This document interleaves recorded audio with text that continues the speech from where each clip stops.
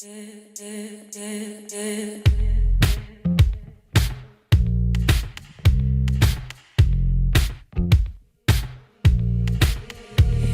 you wanted to, we can up and leave here. So here's a solution for your dashboard retainer. If it has broken, let's see, like mine, then just take off the lid. Here's the broken part. Normally it looks like this. It's broken. Then there's a solution with the 3D print. Put it on.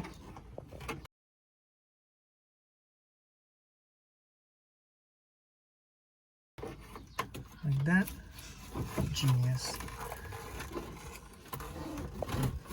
And take a washer.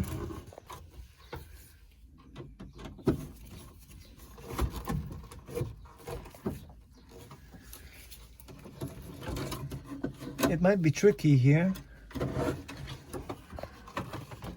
to put a screw inside, but you'll get it.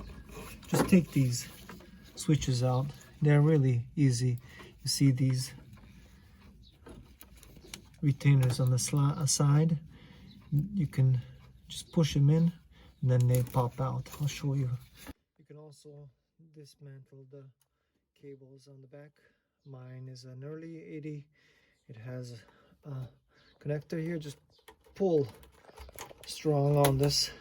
This has no retainer, or at least mine has no retainer. And you can dismantle the whole board. And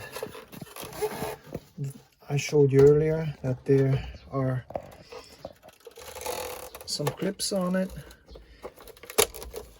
If you'd want to take this out, and you'd have to just push it in the back and it's out. That's it. Side, I recommend you pull off first the adapter and then take out the switch if you have to, because it's better clearance if you pull it off. From that side, you can also put it back like that. Somebody like you. Somebody like